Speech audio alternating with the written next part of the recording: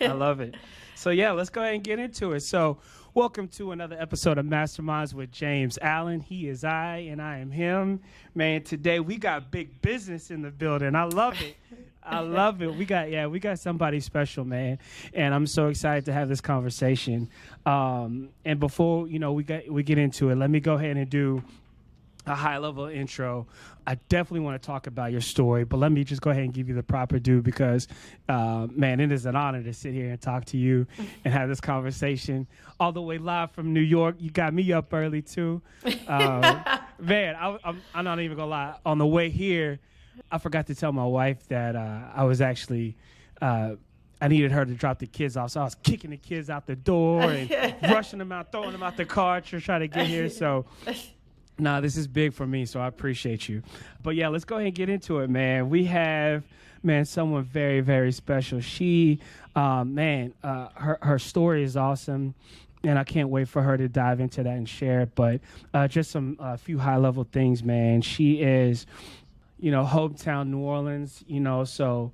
Nola made, and, of course, with my ties and my wife and everything to the city, that is, and me living there and going to school there, that is, very dear to me. So, we automatically connected off of that. And then very strong pedigree. We're talking about FAMU, where she did her undergraduate and got her master's. And then, was a founding team member for Carol's Daughter out of New York. And I don't want to step on that story too much because I definitely want you to share that. And then she led fundraisers for Camelback Ventures and 15 years of supply chain and operations management. All this person does is win. I'm talking about putting up points on the scoreboard. I love to hear it. So without further ado, I'd like to welcome the Kelli Saulny to the Masterminds podcast. What up, family?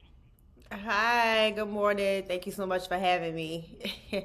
Good morning. Live from New York, but to be clear, I am from New Orleans. I'm just in New York for work.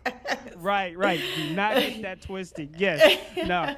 And it's just such a crazy time of year about New Orleans. Like, I'm trying to, New Year's resolutions. I'm in the gym trying to get it right. And then my wife is literally ordering a damn king cake every single day. So we got Dazzles, we got Dong Phone, we got it all at the house. So it's hard in New Orleans, like post-holiday it doesn't drop off the way it does everywhere else because you go right into Mardi Gras. Right. And then after Mardi Gras, you go into festival season. So it's a lot of drinking and eating. And actually, well, even after...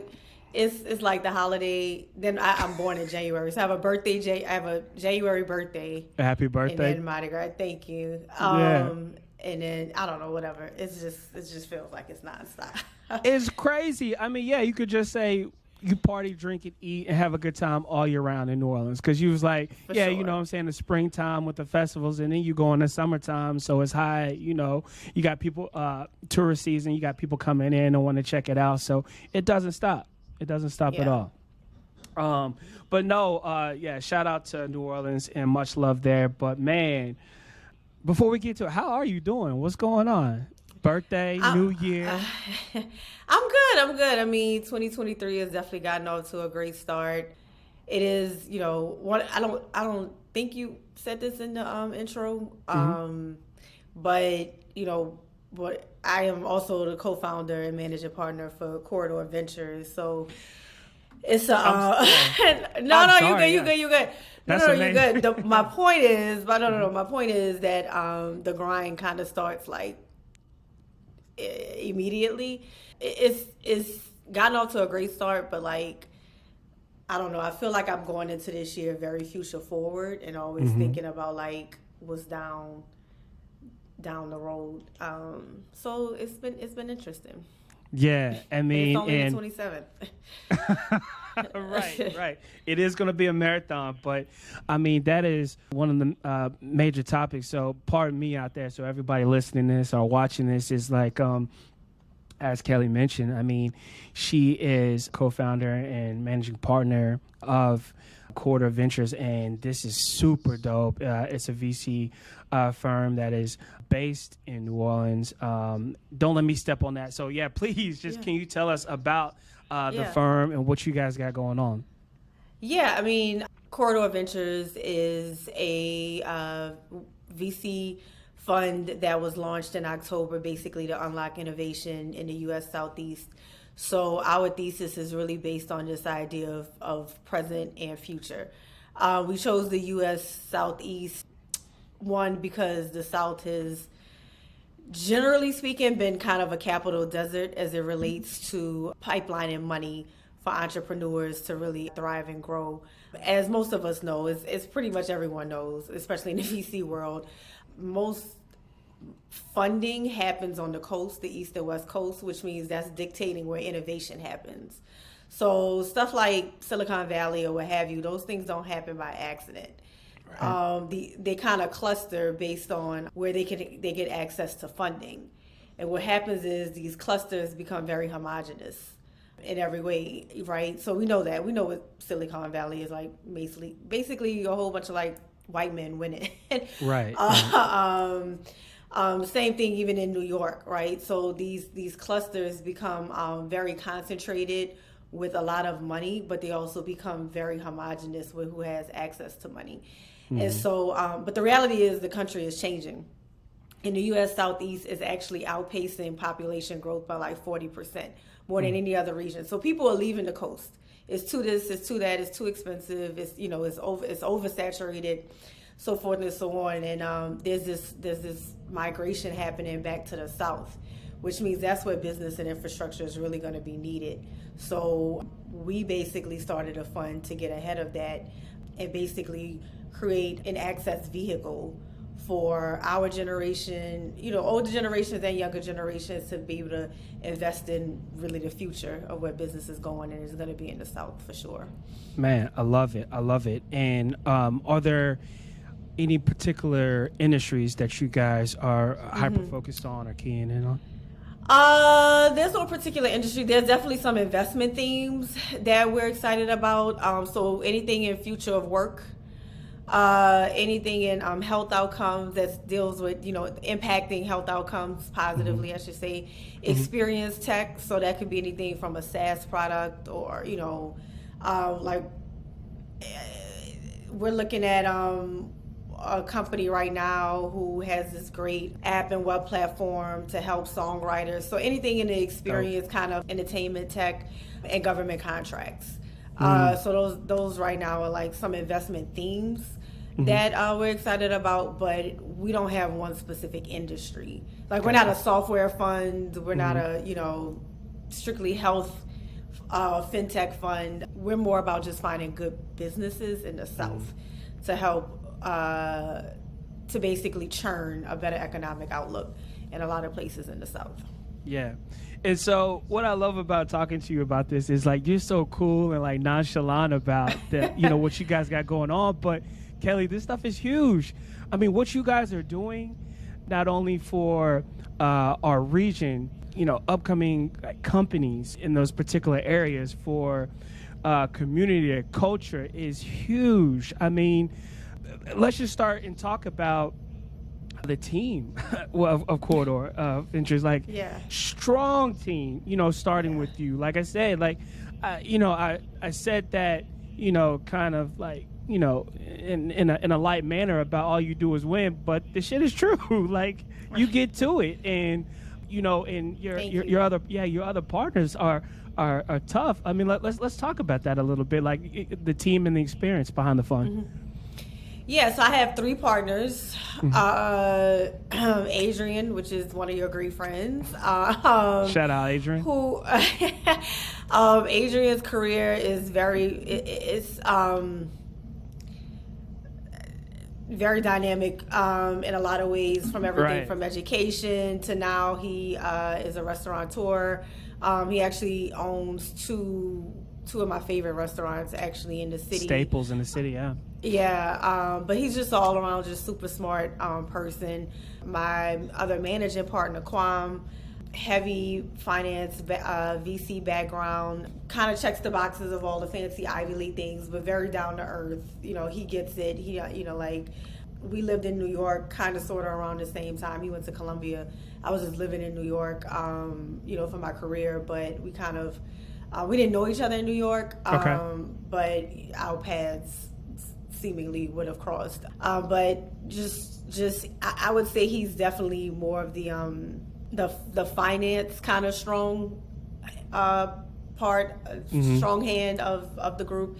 And then there's Jared, who runs a wealth management and real estate development firm. He's like the money man. I mean, he's obviously he's obviously very strong in finance, but he's also a great just fundraiser. He understands sales, very smart. Yeah, I'm really happy with my team, and I think we all bring unique strengths to the group that helps complements not only each other, but as we continue to evolve and grow, I definitely think that our team, gumbo, if you will, actually will help grow the businesses that we invest in. Absolutely, no doubt. And like I said, yeah, you guys are definitely a strong team all the way around. Like you said, from the business to the experience, it's something that's, I'm definitely excited to see, what this, where this fund is going to go. So tell me about it, because you guys really just launched at the end of 2022, right? Yeah. So we have been working on this since early last year, but our official launch date was October 1st. So yeah, we're only 3 months old at this point, almost 4, but incredibly well received. My thesis is getting proven every day, or validated, I should say, every day. Again, we are fundraising right now, so I kind of have my head in the sand in a lot of ways. It's, for me personally, I do find that I'm a forever student. So I was just having this conversation with a friend of mine yesterday. I was just like, I feel like I'm a freshman in college. I know some things, but I do understand that this is a new challenge for me. So I also have to accept the fact that I'm not coming into this as an expert knowing everything. I feel good about, what I know in my skill sets and everything. And, I'm very confident in the potential of what we can do and the impact we can make. And again, because I have such an entrepreneurial background, I think what a unique, a unique kind of competitive advantage for me is that I know I'm not afraid of failure. So like I can come into this knowing that mistakes are going to be made, but also knowing when I get it right, it'll be really right. Right. So it's been good. I mean, me and my team, we talk and meet, all day, every day. It's the classic like entrepreneurial startup story. I mean, we're on the VC side, but we're still a startup, in some vein as well. So it's an interesting time. Dope. And so let's talk about that experience that you're saying, because again, I hit on some things high level, but I mean, when we were sitting over there off of having breakfast when you were in town, your story is like, I was like, damn, you've seen some things and done some things, and so yeah, let's talk about that. You mind kind of walking us through a little bit of your background in your journey of how you got in here and how you are, qualified, to be an advisor and be in the role? So I'm actually going to start, because I think it's important to kind of emphasize relationships. So I'm going to actually start at the very, very beginning. So I went to FAMU. I went to FAMU, Florida A&M. I attended the School of Business and Industry, the 5-year MBA program. And long story short, within that program, you had to do 3 internships to graduate. You were mandated to do that. And long story short, I was pursuing a career in college in sports marketing. My last internship before I graduated was with ESPN. I had done other internships in sport. I had interned with the Knicks, Major League Baseball, but the ESPN one was certainly the most elevated one and, kind of the most formal one. And because it was the last one before I graduated, it was the one I was really banking on, for employment post graduation. Yeah. And so I actually ended up meeting my mentor there. He at the time was like director of finance for the department that I was in. They did offer me a job post graduation, but crazy enough, the week I was supposed to start, on a month the month and week I was supposed to start was the week of Katrina. So I ended up just basically passing on that opportunity. And so I was unemployed. I was fresh out of college and I was unemployed. And then this traumatic thing had happened. So we were all living in Atlanta. I always knew I wanted to live in New York post graduation. So I called my mentor. Again, this was like a year later. We had kept in touch a little bit. At the time, I wouldn't say he was formally my mentor. But we had kept in touch, and I was like, I need something. So he said, well, look, I actually just took a job as the COO of this little small hair care company in Brooklyn called Carol's Daughter. He was like, I can't afford to pay you full time, but you could come temp and just move to New York. That way, it's easier for you to find a job while you're in New York. So I literally packed my things. I'll never forget. I moved to New York like on a Sunday in January. I started Carol's Daughter that Monday, and I turned 25 like that Friday. So that was kind of the beginning of my New York journey and Carol's Daughter journey. When I started Carol's Daughter, it was very garage operated. She had a warehouse in Brooklyn. Everything was in-house. It was like a whole bunch of like women on the floor with like, here's that word again, with like these big gumbo pots. Yeah. Kind of making lotions and shampoos, and like shipping was upstairs. She had one store in Brooklyn. That was like her flagship store that everyone knew. But then she had just like literally had just opened the store in Harlem. I don't even know if it was 3 months old yet when I started, but it was very, very the quintessential, like I said, garage startup type feel. And okay, go ahead. No, I was gonna say, and we could get more into it, but I tell that story. The reason why I took the scenic route with that story was really just about the fact that my relationship with, and then he eventually evolved into my mentor, but my relationship with this one person who reached out to me at my internship, like he saw we were the only Black people really in that department. And he took me to coffee one day during my internship. It was just like, I'm here if anything you need. Dope. But that relationship evolved into, me getting in to be a temp at Carol's Daughter, which 2 months later turned into full-time employment, just really based off just that one relationship. And I think it's just something to be said about like when people offer you a hand. I think it's two things, right? I think one, when you can offer someone a hand, you should, especially as Black professionals. But two, like never underestimate your relationship, because he ended up leaving Carol's Daughter a few months after I started, and I stayed for 10 and a half years. Oh, really? You weren't there for that long? Okay. He left. He went somewhere else, and I ended up staying. And, I had this once in a lifetime opportunity fresh out of college. So how long after that, I mean, did he actually become your mentor? I think it just kind of naturally happened. Like even after he left Carol's Daughter, I would, seek advice from him on things.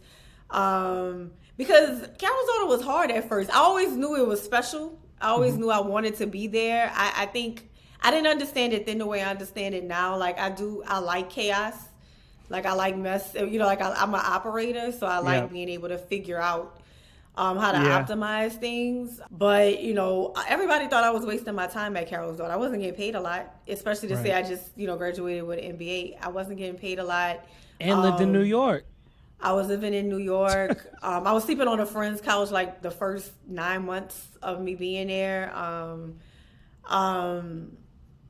But Kelli, let's stop. Yeah. Let's stop there, because a lot of people, like you're saying, graduate, and as soon as they get those credentials, a lot of us want to get paid. I mean, we've been, I don't know particularly your story, but a lot of us help me, eating noodles a lot every day, struggling just to have ends meet during college. So, a lot of us kind of get out chasing the bag.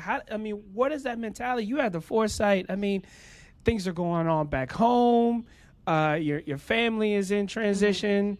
and the home, there's some uncertainty there, and you're just like, hey, I'm taking this chance and rolling the dice. Like, how does that process, look? Because like, again, you had the NBA at that point. You had some things you could have went out and got a bag, but you decided to take your chances. Where, like, walk me through that process, because a lot of us don't have that mentality at that age. Well, let me just start by saying social media was not as big as it was now. So I wasn't trying to keep up with some digital lifestyle or what have you. So, right. Let me just start by saying that. But, but no, because I don't know if, I would make those same decisions now in this world and I'm just being honest about that. But, I think a few things. One, money is very important to me, but it doesn't motivate me. What has always again, even with my internships, when I was in college, getting a big corporate internship was like a big deal. And meanwhile, I was like the Knicks making like $25 a day or whatever. But that's because at the time I knew what I wanted to, well, at least I thought I knew what I wanted to do, which was sports marketing. And We're so not doing I had that, to though. do The Knicks is like one of the biggest sports brands in the world. No, it is, but it wasn't paying. Like I don't know what their operations look like now for internships, but I was getting paid $25 a day. Oh no! And like at something like $50 for every game I worked. It's something like it was obscene, right? But I knew those are the things I had to do to accomplish what I wanted to accomplish. Gotcha. And I ended up at Carol's Daughter really as a temp, still thinking I was gonna go into sports marketing. I just needed something, while I figured it out. But to answer your question, going back to your question, is money hasn't motivated me so much as I want to do what I want to do. And I feel like what motivates me more is being a part of something disruptive, being a part of something that I feel like is advancing either the culture or my community or something along that lines. And people, and I know I'm aging myself by saying this, but I started Carol's Daughter in 2006. When you think back to like this whole natural hair movement and have you, it was really it was in its infancy stage. And when I look at what it's grown to now, I know the part that Carol's Daughter has played in that, not even just because of the products, but the community that was built because of it. And that's what drew me to Carol's Daughter, was basically it provided this community for Black women to present themselves and as their authentic selves, no matter what that was. And it's what I find so fascinating about, fast forward to 2023, and I see stuff like the Crown Act, which is, all of this legislation that's basically being advocated for, lobbied for, and being passed in various states. They had to create legislation just for Black women, to protect Black women from doing what Carol's Daughter fought for, which was just to wear your hair however you wanted to have. So, right. I say that to say that, like, it's always going to be something bigger for me than just the job. No, sure. And I actually want to, and I say this all the time, I actually have my parents to thank for that. When I think about my foundation growing up, my mother was a nurse. She always wanted to be a nurse. My father was a teacher and a basketball coach, and he always wanted to do those things. And I tell people, I didn't grow up in a house where anybody was preaching to me about what I needed to be for my career or anything like that. But I did grow up in a house with two people who loved what they did. So I was kind of always just conditioned to think, well, when you grow up, you find something you really like doing, and that's what you commit to. Yeah, like no one ever complained about going to work in my house. So nobody was preaching at me. And I think that's like I don't have kids. I have a nephew, which I'm obsessed with, whom I'm obsessed with, I should say. But, my friends have kids, and they're fairly young, but we talk about that all the time. And parents could be your biggest advocates, or sometimes they could be your biggest dream killers. And I think, I was fortunate enough to, like I said, not have parents that showed me, which was better than what they ever could have told me. Man, shout out to your parents for that, because it touches on another point that kids are always watching too. Like I said, it was never, overtly discussed in the household about, those things, but you picked up on it, and it was instilled in you, and it's carries you a long way. And like you're saying, you making those moves off of rather I say without the money involved as heavily as other people is definitely carried you to different heights. So shout out to you for that.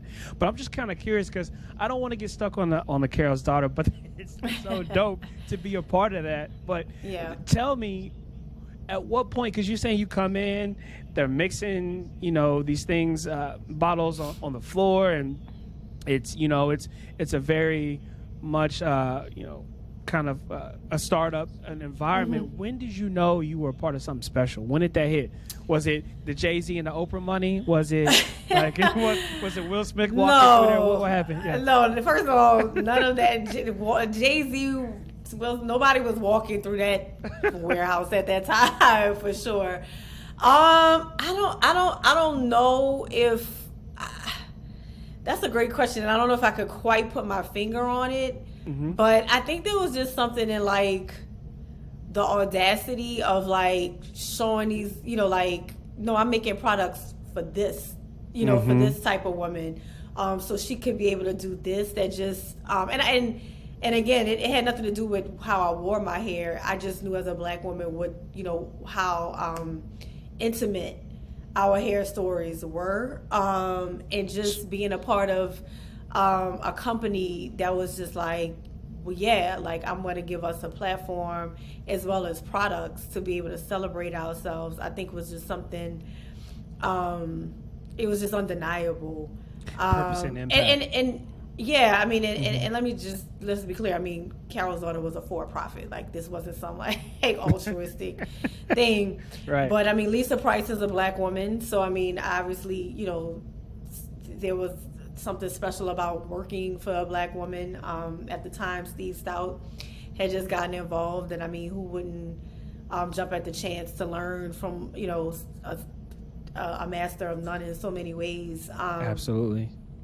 Yeah, I mean, it just for me, like I said, and again, I'm not saying this to say that like in order to be successful you have to struggle, but if there's something you want, you have to figure out, can you be uncomfortable to get it. I lived in Harlem. That warehouse was in Brooklyn, so my commute every morning was like an hour, so 2 hours round trip on the train, so but I was so young and just eager. None of that mattered to me, to be honest. So yeah, I guess that's for me. It's not like I woke up every day saying, "Oh, I'm going to do something special." Yeah. I just knew that like this is where I wanted to be, and if for some reason I felt like it wasn't gonna serve me, I could always leave. But I always just knew Carol's Daughter was gonna be big. I just always knew that.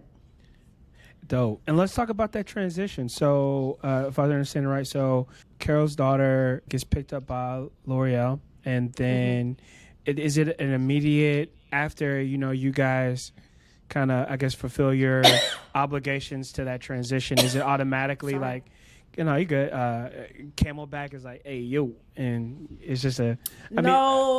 So we sold Carol's Daughter, and I stayed on for about a year and a half. To transition everything within L'Oreal. So that was fine. That was cool. I always knew I wasn't about to drop anchor there. Corporate America just isn't for me. But I was at a point of like, well, I don't know what my next is. And I think that's also important. At that time, I was like early 30s.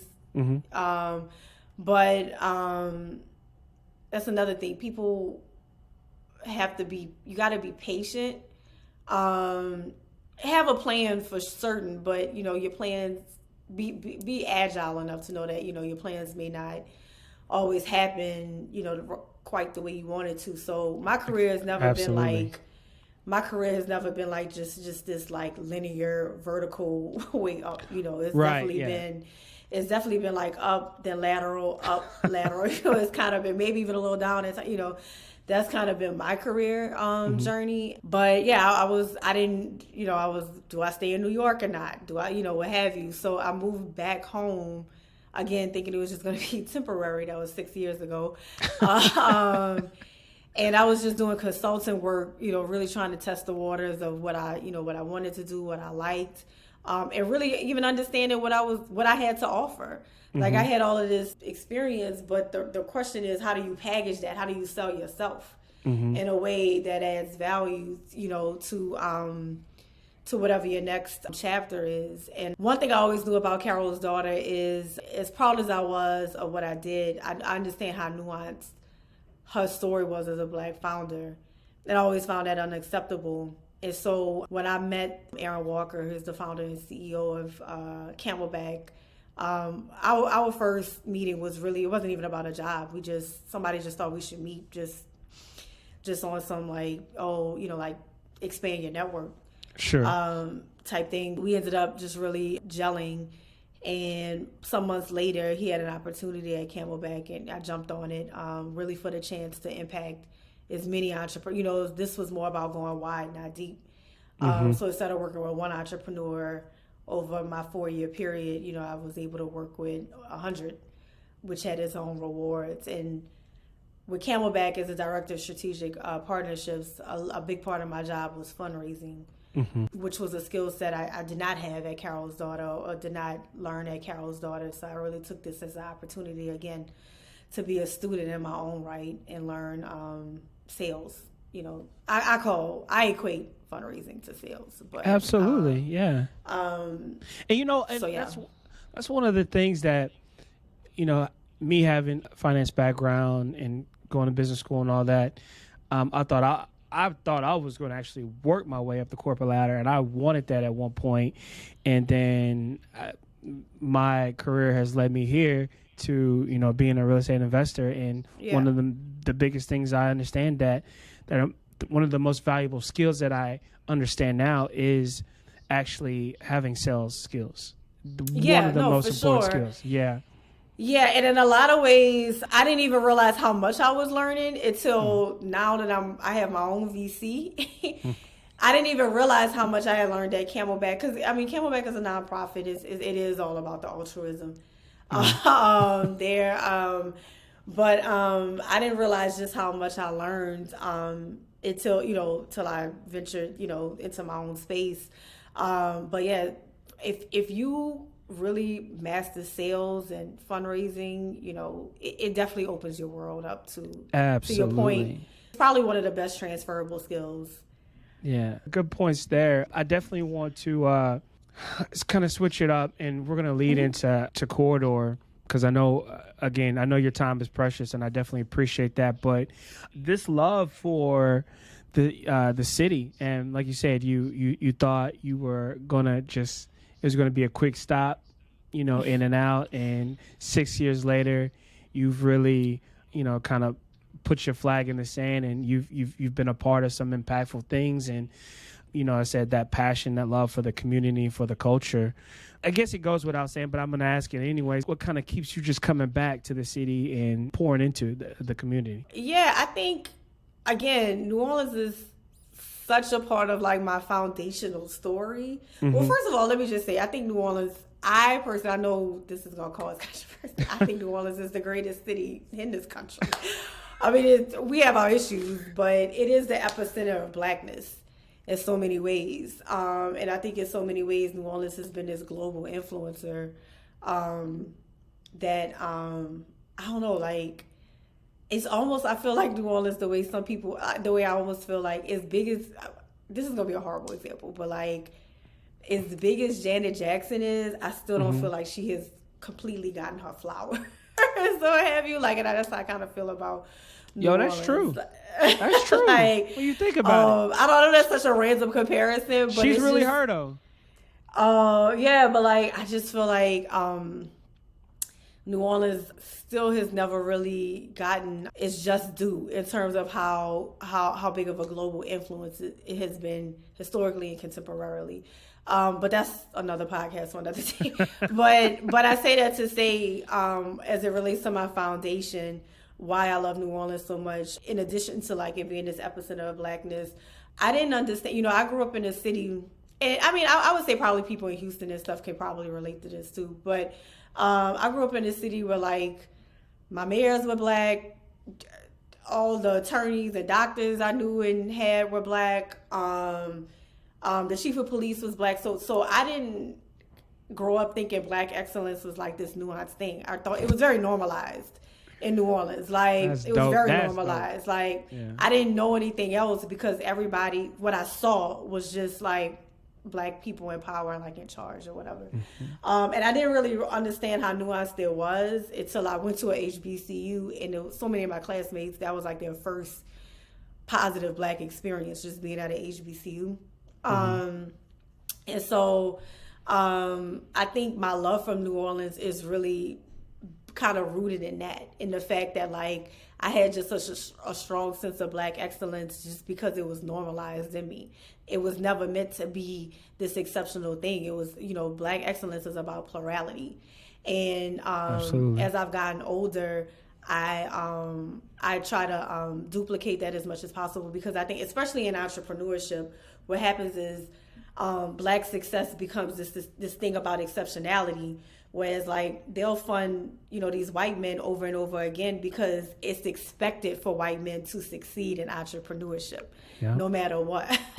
Whereas you have to be, you know, again, this exceptional one of one to be considered as a Black successful entrepreneur. And that's just whack.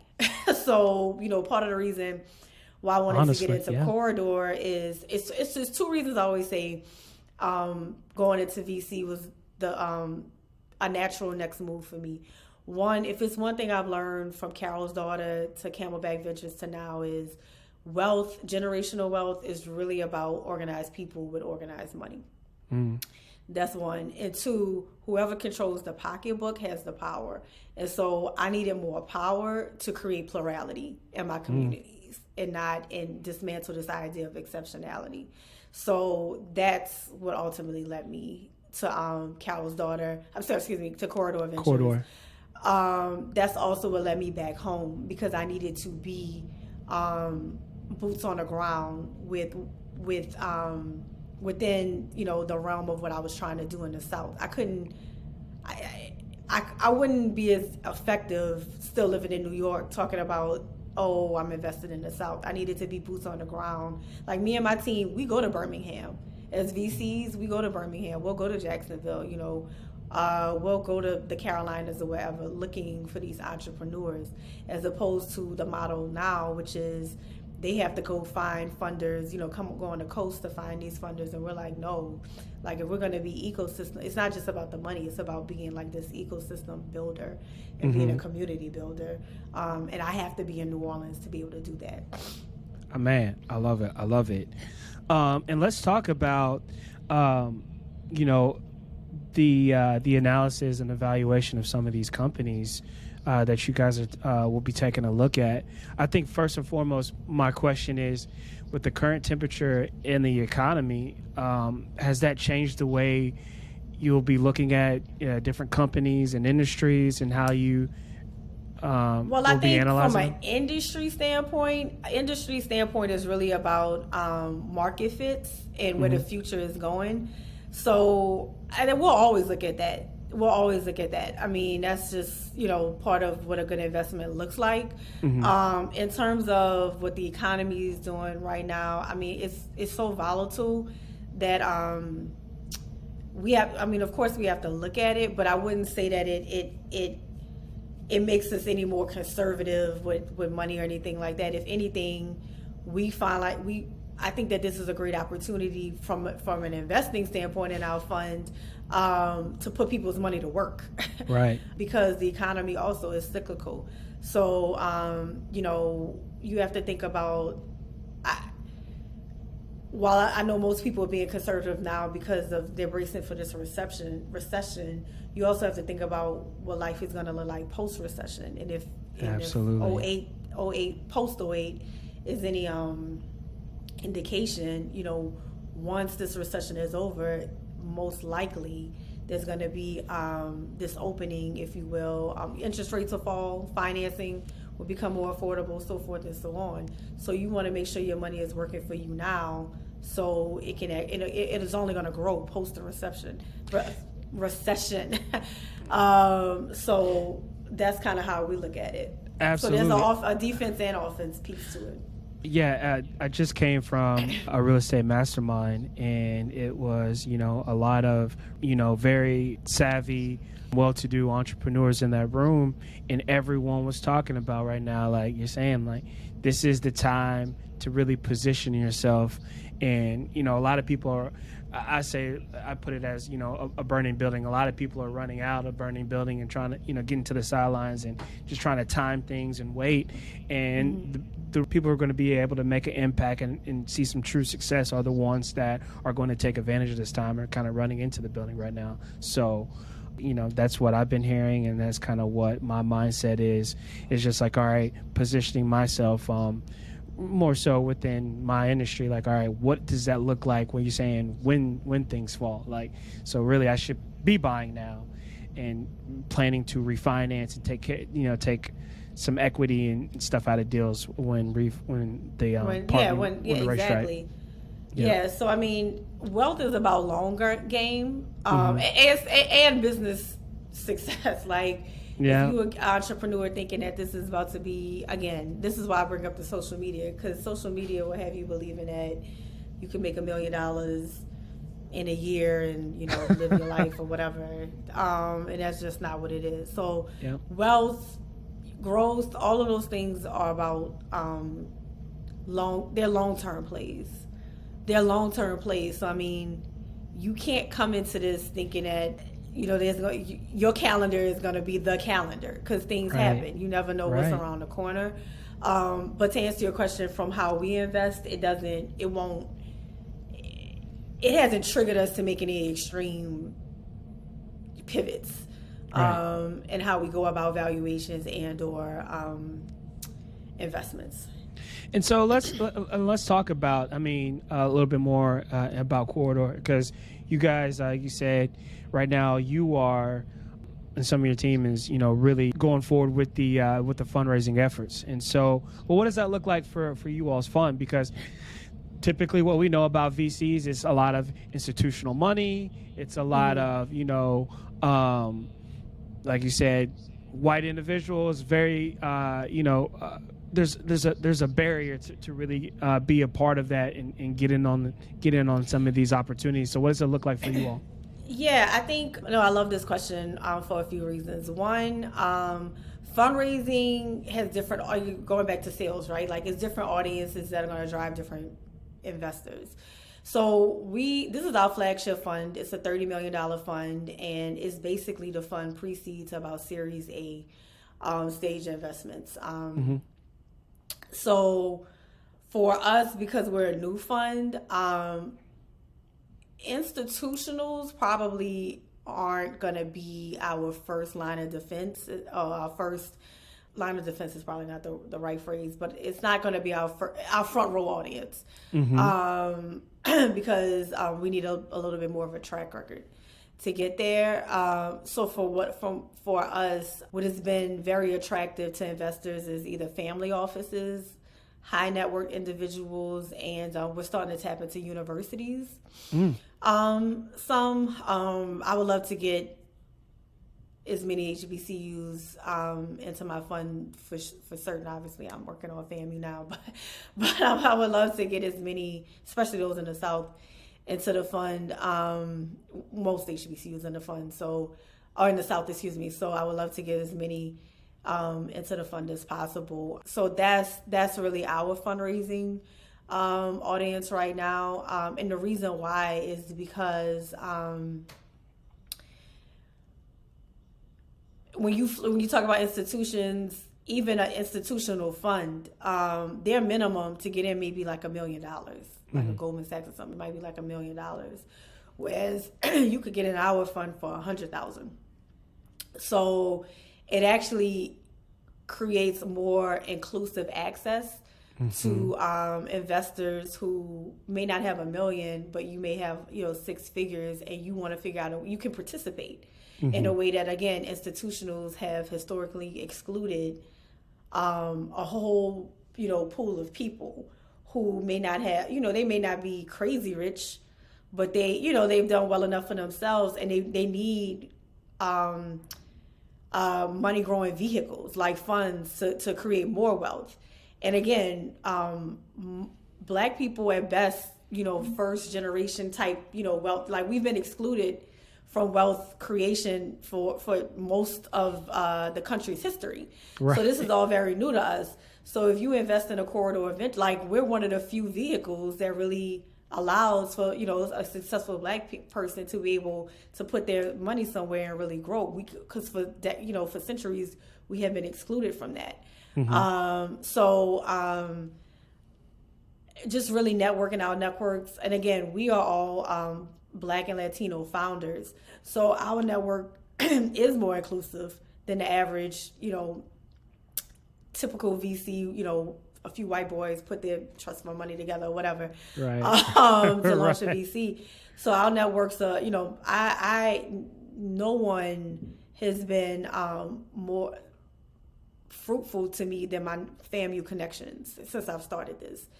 In terms of networking my networks through a HBCU pipeline. But that also allows for me to source, other deals and tap into other entrepreneurs that a typical VC probably wouldn't even look at. Dope.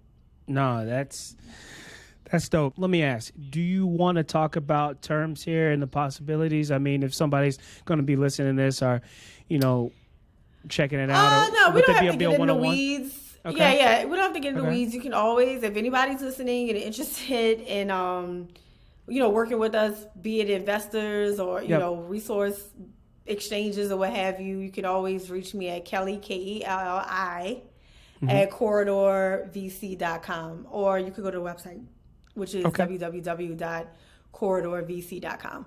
Okay, dope. Yeah, and I will provide all of that information in the description of this particular episode. So, yeah, if you guys are listening to this on a podcast platform, it will be in the description. Or if you guys are watching this on the visual on YouTube, check out the description there, and I might even flash it across the screen. So, there's so much more I want to ask you about this fun and get into, but again, I appreciate your time, and I know we're coming up on the hour mark.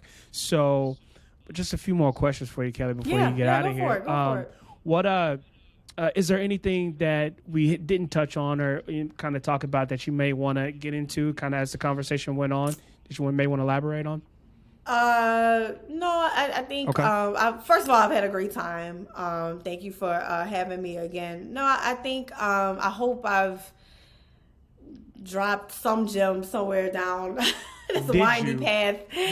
This windy path of mine. So yeah, no, this has been great. And again, thank you for just giving me the platform to talk more about the VC and why it matters so much. And for anybody listening, again, hit me up. Dope. If you want to talk even outside of investments. If you feel like you're in the South and you may be doing stuff in economic development or something like that. Like, just hit me up. Again, we aim to be more than just moving money. Like, we really want to be part of a stronger, building a stronger ecosystem in the South. And again, when I say the South, I don't mean just Atlanta. Like, Birmingham, hit me up. Jacksonville, hit me up. Hey. I don't care. Louisville, I'm there next week. Hit me up. Yeah. I do mean the South as a whole. Love it. Love it. And then just one question popped into my head. Man, I have to ask you, just somebody listening to this that's, 18, and they're listening to this, and they're like, man, I never thought I could maybe get into something like that. And Kelli and her team, the way they're moving, is showing it's possible. Damn, where do I start? So, what would be some advice for somebody who's interested and wants to kind of get started or explore this path a little bit more? What would you suggest for that? If you mean this path, meaning VC, I would say start today. Like, had I known, if I knew then what I know now, like I think I um I probably would have been head first. If you see a lot earlier, again, this might be a part two podcast. I'm learning every day how just as a community we need to be more transparent about money and talking about money from the dinner table to friendship circles, so forth and so on. But again, that's a part two conversation. But I would tell an 1000%. I would tell an 18-year-old, like, go head first, like, start having those conversations. Whoever you can find, I don't care if it's your local bank, like, if you, and again, it's not about, I think you can enjoy money. I think we don't need to be humble about that. Like, I think it's fine to want money. Right. Money matters. I'm definitely on that boat. But I also think that, like, be understanding money, being smart with money. I think there's, the plus of living in the social media digital world is everything is kind of at your fingertips. But only take millionaire advice from millionaires. Like, don't listen to all these people. Talk about it. Don't listen to everybody on social media who's telling you how to make a million. Like, only take $1 million advice from millionaires. But educate right yourself. But educate yourself. Like, start reading, finance magazines or entrepreneurial even if you don't feel like you understand, don't read them for just like a stock tip and stuff. Read them for, like, I love to this day reading business cases. Like, one of my favorite podcasts outside of this one now is what is it called, Land of the Giants. They've only had a few seasons, and like every season they basically cover some giant usually tech company that's kind of disrupt. So they've done one on like Amazon, Google, Netflix, so forth. Right now they're doing something on dating apps. But like, really study businesses. I don't like business books. I personally instead of reading business books, I would prefer to read a book on the founder to really understand leadership. So I don't really read a lot of 10 ways to grow your business type books, but like Phil Knight's memoir, the founder of Nike, to me that's more exciting. So I know I'm rambling now, but yeah, I would tell an 18-year-old a few things. One, study leadership more than business, because if you're going to get into this, you need to know how to be a leader. And there's no better way than to learn how to be a leader than to learn from actual leaders. Coaches, like basketball coaches, I love anything in that realm. And again, when I say, like, read finance, like articles, magazines and stuff, I don't necessarily gravitate to like super technical finance journalism, but I like just understanding how business works. So like reading case studies or just whatever articles on why McDonald's changed the menu or whatever is always just it's just fascinating to me. And then thirdly, don't be afraid to be a disruptor and be authentic about what you think your whatever your ethos is, what you think people need. Don't be afraid to don't do it's not about doing something just because it's different. It's just more about, like, don't be afraid to be authentic. There's always going to be somebody who needs whatever it is you think it is that you can provide. Man, that's really good advice. That's dope. And yeah, so anybody listening to this, just like you're saying, get started. Start somewhere. There's so many resources, particularly at this day and age. Whether it be reaching out to somebody like a Kelly to ask a question, and or educating yourself, YouTube University or whatever it is. So shout out there. Man, like, again, I definitely want to ask you a few more things, but I know we're coming up on it. So how I like to end all of these episodes is with this final question, and it is just simply is, when it's all said and done, what does Kelli Saulny want to be remembered for? I think I want to be remembered. Oh my goodness. I think I want to be remembered really as someone who brought the best out of other people. Yeah, I think that's what I want to be remembered for. Is just, wherever I was, I made it better. Yeah, I mean, Yeah. I mean, you're living that right now. So, salute to that. And yeah, I'm really excited to see, how you continue to impact and do that in different areas and lives and businesses. So, nah, man, this has been dope. I mean, super powerful conversation. Always a good time. Always a pleasure to see you and speak with you. Again, Kelli, I appreciate you so much. I know you're about to get out in that cold weather. Yeah. What's the weather like right now? What's the It's temp? not that bad. I mean, I lived here before, so Mhm. like, I know cold when New York can get really, really cold, and that's Yeah. not this. All Yeah. right, cool. So it's not that bad. Well, no, and we will be checking out for the moves of corridor venture capital, and so I'm really excited to see where that fund goes. And so I will be putting your information here. And again, just one more time, if people want to reach out to you, where can they find you at? Yep, it's Kelli, Kelli, at corridorvc.com. So, Dope. yeah.